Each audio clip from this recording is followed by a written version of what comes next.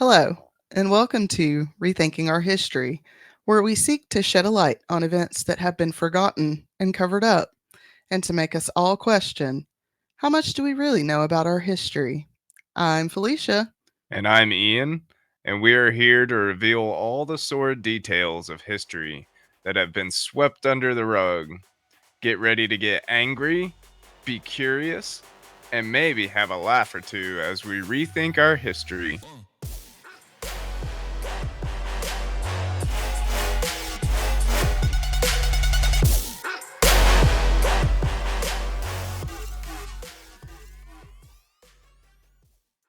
Hello, friends. Hey guys. Thanks for joining us for another lesson number 14. Wow. That's twice our daughter's age. Isn't Yeah. that weird? Only 7 more years and she'll be 14. That's wild. I'm gonna knock her ass out. This is going to be a little bit more lighthearted one, but before we get into that, let's get the business out of the way. If you found us here first and are a fan of the paranormal, give our flagship show, The Paranormal Lovers, a listen. Almost 100 episodes about everything from the Manhattan abduction, the Trans-Allegheny Lunatic Asylum, I remember that one. to Heaven's Gate, and the Cult of Cults. Oh, excuse me. Sorry, guys. Oh. Drank some RC and I got the burps. Me and my RC. If you would be so kind, please give us a follow on whatever social media you prefer. We have Facebook, TikTok, Instagram, as well as Blue Sky. And if you found us, and to find us, just search for the Paranormal Lovers in the search bar. If you search for our name on YouTube, you can see the full videos of both of our shows. If you would like to support our podcast, we have a couple of ways to do so. First, we have a merch store at theparanormallovers.threadless.com. While there, grab 2 of our designs that help support hurricane recovery in the region. And hang on, I got to see if this is going to come out. Well, this is history. Yeah, Monday. Yep, you will have 1 day left. 1 day, guys. 12 p.m. tomorrow, Central Time. The $10 t-shirt sale will be over. Again, that is a $10 t-shirt sale. Use the code Holiday Tees, HOLIDAYTEES 10. It's that ghostly Friday sale. It's Black Friday. Yeah. Ghostly Friday. What the hell are you trying to say, man? No, I'm just messing. Yeah, $10 tees. We still have the $7.50 sale or the $12.50 sale going on until the 5th, but the $10 sale will be going away tomorrow after this comes out. So y'all go get that.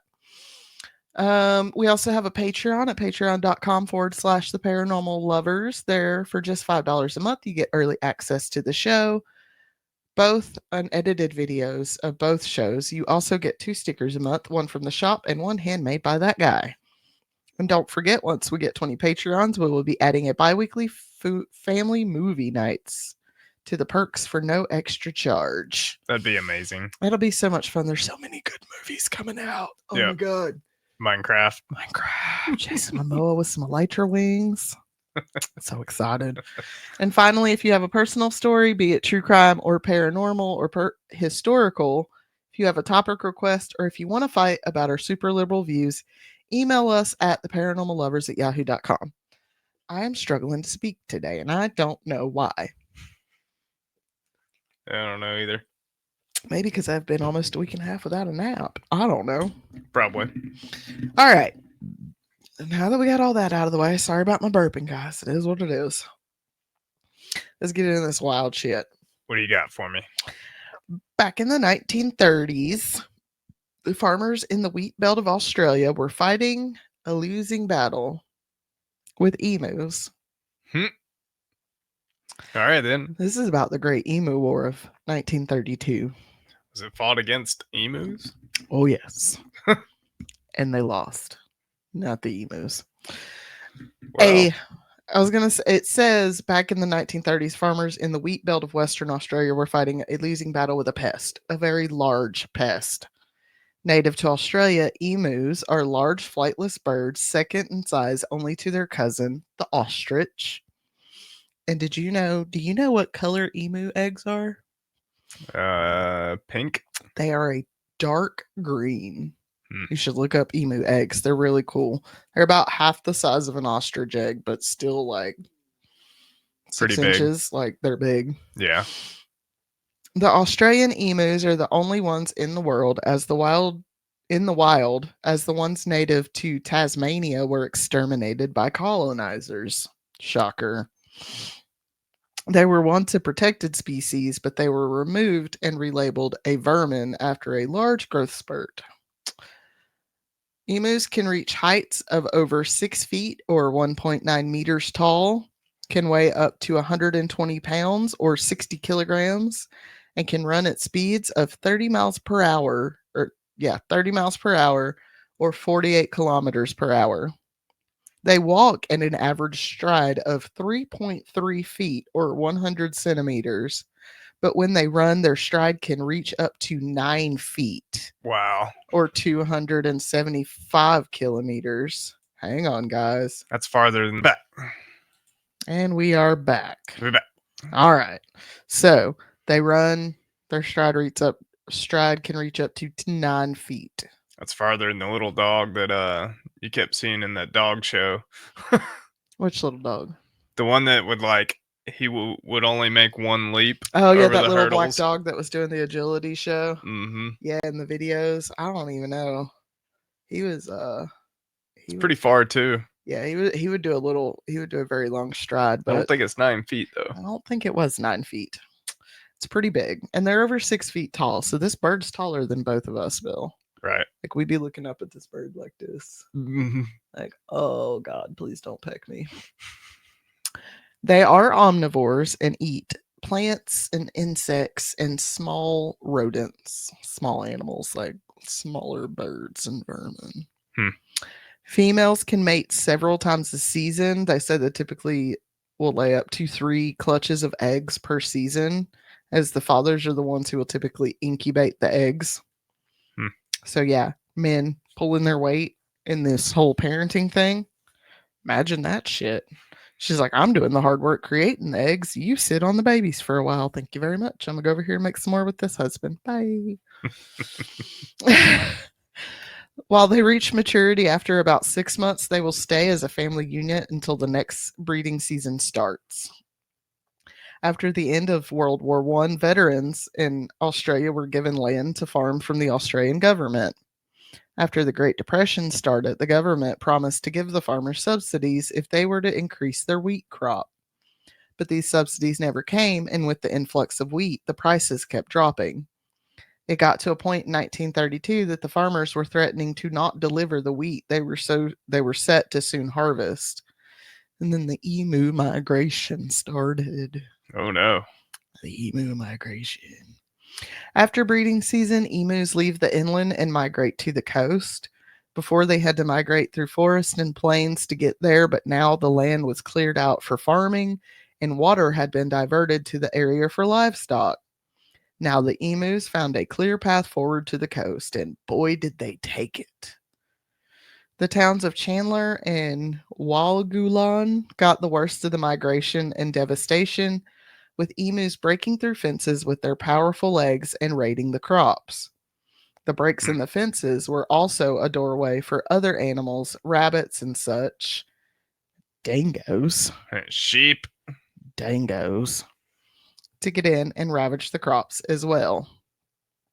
Farmers began really complaining about the birds, and a group of veterans set out to talk to the Minister of Defense, Sir George Pierce.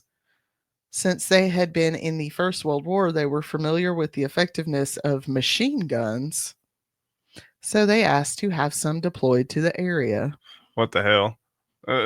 And their request was granted, with a few exceptions. Quote, the guns were to be used by military personnel only. Troop transport was to be financed by the Western Australian government, and the farmers would provide food, accommodation, and payment for the ammunition, end quote. This was seen as a good thing for a few reasons. Pierce believed it would be good target practice for the troops. Some in the government hoped it would be seen as them helping Western farmers, and some hoped that it would put in a pin in the brewing cessation movement coming from Western Australia. And now that I'm reading this, I kind of wish I'd done a little more research on that whole cessation movement, but Brewing cessation movement? yeah, in Western Australia, like Western Australia was thinking about splitting and becoming its own country. Oh. Yeah. And I didn't look more into that. I might do that in another episode because that sounds interesting. Right.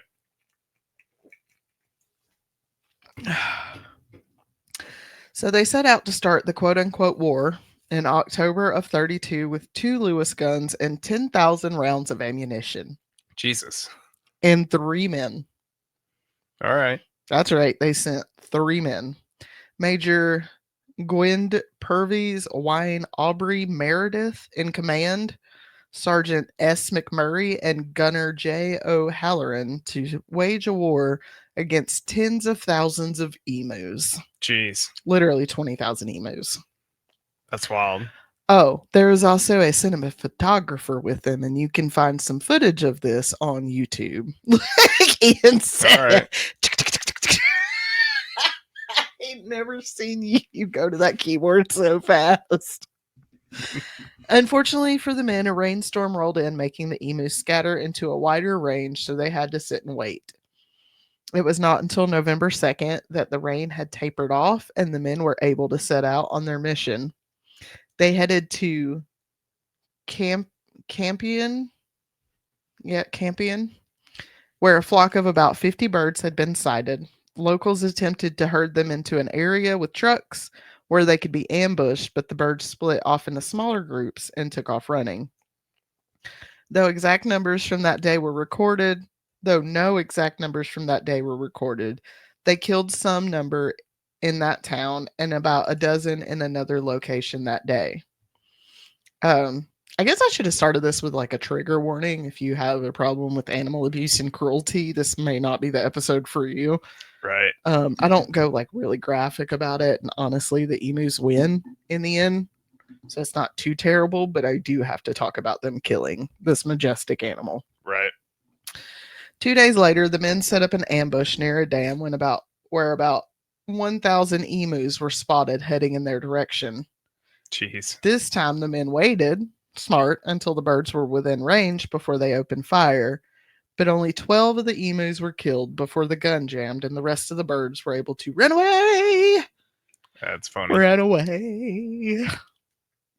And this is where I start chuckling because I'm like, it only took a few days before it seemed that the birds were organizing. And I want you to keep in mind that this whole thing takes maybe a month and a half. Okay? Yeah. One army observer was noted saying, quote, "Each pack seems to have its own leader now. A big black plumed bird that stands fully 1.8 meters high keeps watch while his mates carry out the work of destruction and warns them of our approach," end quote. There's a funny picture here too with the one of them with a machine gun, like an emu with a machine gun.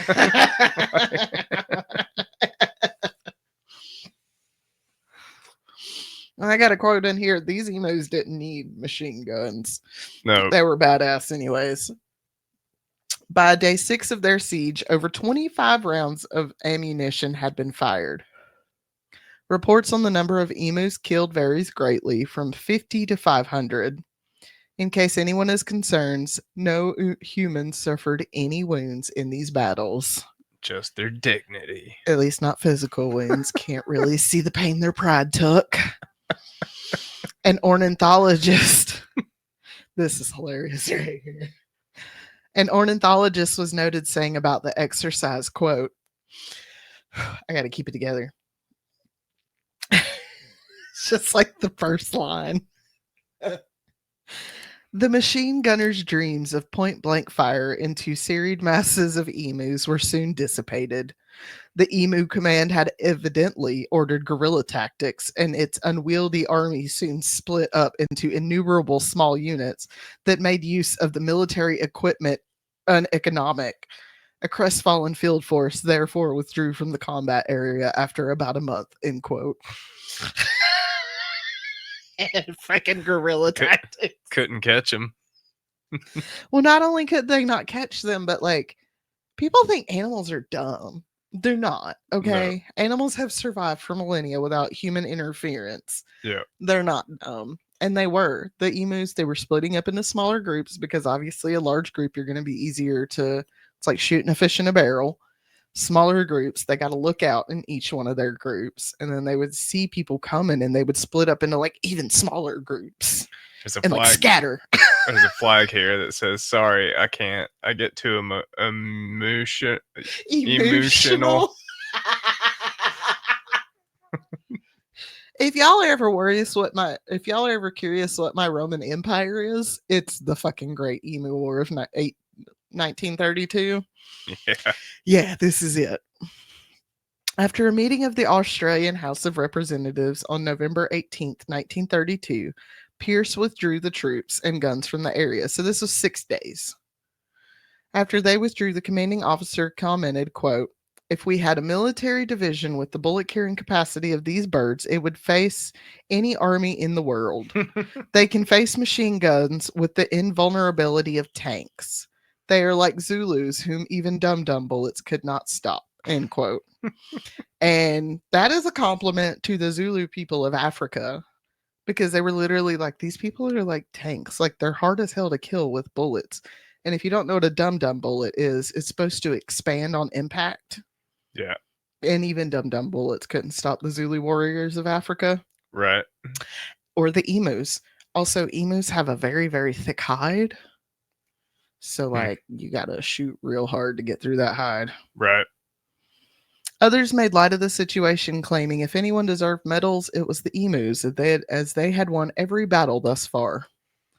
But the withdrawal was short lived, as by November 13th, troops were called back out into the field.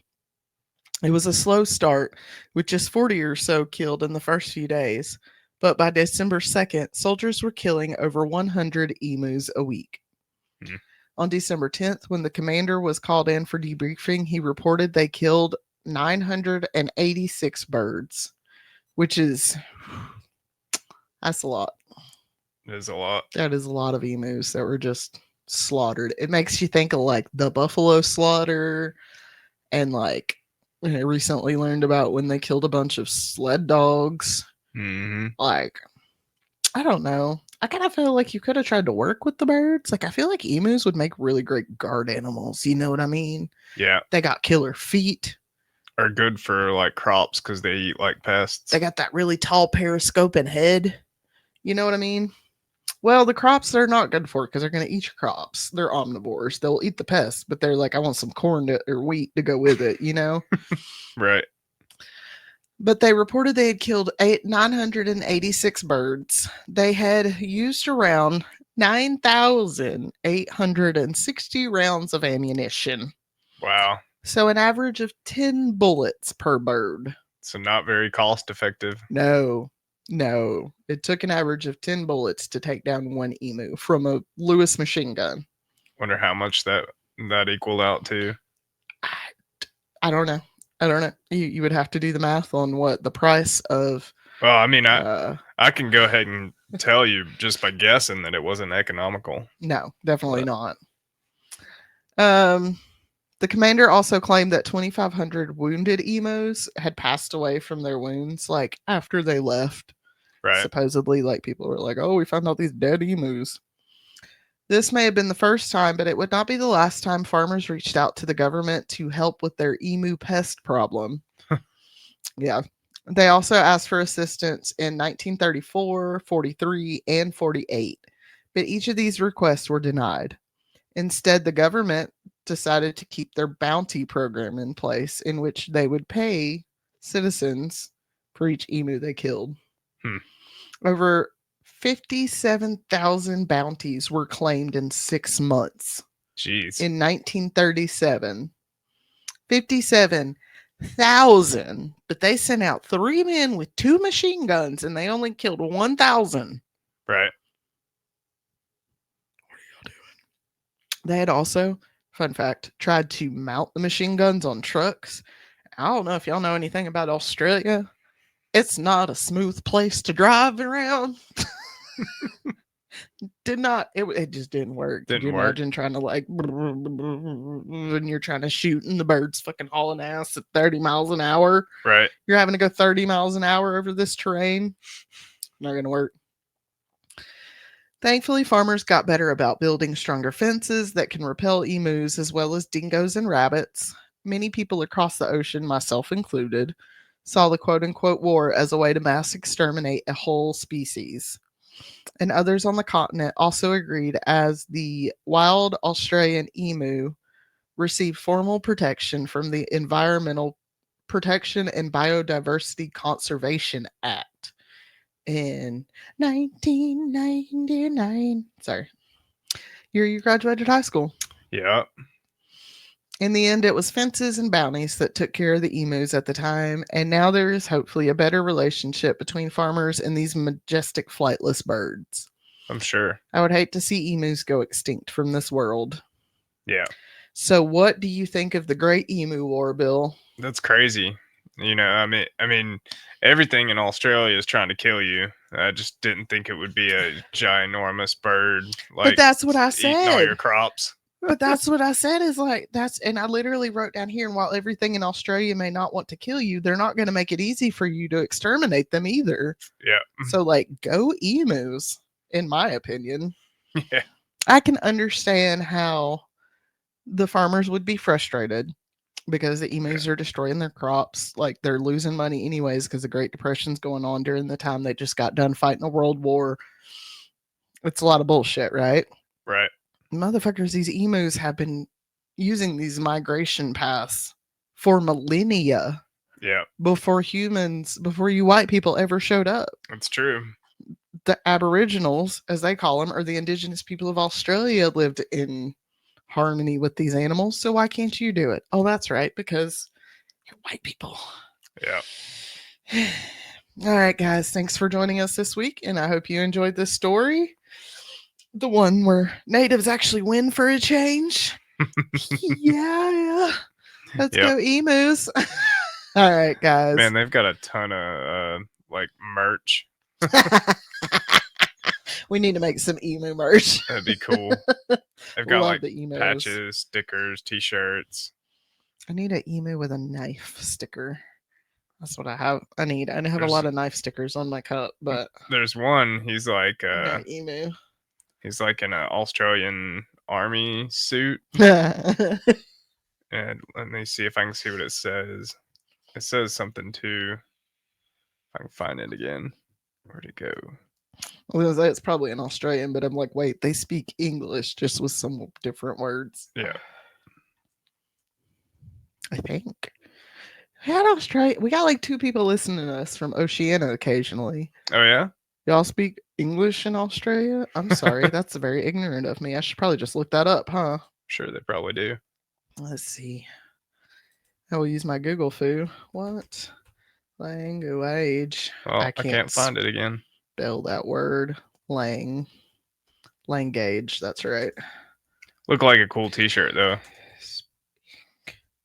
Speak in Australia. Not Austria. Australia. Oh, there it is. Okay. It is English. The Great Emu War of 1952. 52? 52 is 32. Where can I zoom in? I want to zoom in. Let's see the picture. They may have it like a fancy 3. It looks like a 52. I can't tell. I can't see. Yeah, blind anyways. Almost looks like 62. I don't know. Should say 32. But that was that, guys. I can't zoom in on it, but it's a guy, emu dressed in a army suit, smoking a cigarette. That's awesome. All right, guys. Well, we hope you enjoyed this episode, and we will see you guys next week for you guys. A less fun, more anger-inducing episode. Get ready. It's coming. I'll get you riled up for Christmas. Yay. Love you. Bye. Love you guys. Bye.